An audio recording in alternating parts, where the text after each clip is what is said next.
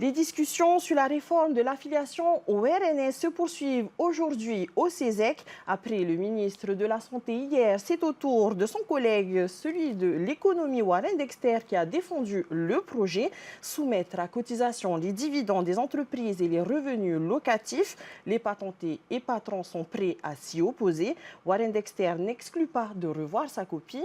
Un sujet de Nicolas Pérez. Hier, c'était avec le ministre de la Santé.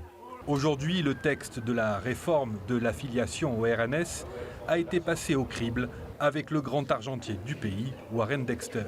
Durant 1 heure, les membres du CESEC et le ministre ont débattu. Mais une fois de plus, le projet de soumettre à cotisation les dividendes des entreprises et les revenus locatifs est loin de faire consensus. Je pense qu'on a eu des échanges cordiaux et je dirais que c'est vrai que Christophe Play est monté au créneau sur les revenus du patrimoine. On verra bien ce qui sortira de l'avis, mais je pense que là où il y a effectivement aussi un gros sujet de blocage, c'est sur le fait qu'on soumette à cotisation sociale les dividendes de société.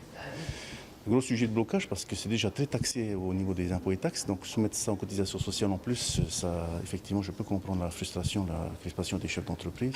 Apprécié par les membres du CESEC pour son sens du dialogue, le ministre se dit prêt à revoir sa copie pour limiter la pression sur les entrepreneurs. C'est vrai que si on ajoute 10% et donc on arrive à la seuil fatidique des 50% de seuil de prélèvement obligatoire, pour le chef d'entreprise, c'est un peu décourageant, quoi. Donc c'est mon devoir d'intervenir à ce niveau-là. Concernant les cotisations qui seraient prélevées sur les revenus locatifs de courte et longue durée, le ministre n'exclut pas de nuancer son projet en fonction des revenus générés. Des revenus locatifs, en gros, entre l'impôt foncier, patente, impôt de transaction, c'est autour de 15% de taxation. C'est pas non plus exagéré. Si on rajoute 9%, peut-être ça peut être exagéré pour effectivement ceux qui ont de petits loyers. Ou là, 25%, ça peut être beaucoup. Donc peut-être aussi là, il y a matière à revoir la copie. Car c'est bien sur ces petits revenus que ça coince. Si les membres du CESEC, patronat en tête, n'y sont pas formellement opposés, ils souhaitent que les revenus locatifs mensuels soient soumis à prélèvement, mais à partir de 550 000 francs. Nous demandons à ce qu'on soit exonéré jusqu'à hauteur de 550 000 francs. Je pense que le ministre nous a fait part de son bas de laine à 250 000. Je pense qu'il est complètement hors sol. S'il croit que 250 000 francs de retraite pour quelqu'un, c'est quelque chose d'énorme en Polynésie, je l'invite à descendre de sa voiture et à venir voir avec comment on vit à 250 000 francs. Si le pays ne revoit pas sa copie, les patrons n'excluent pas de mener une action forte.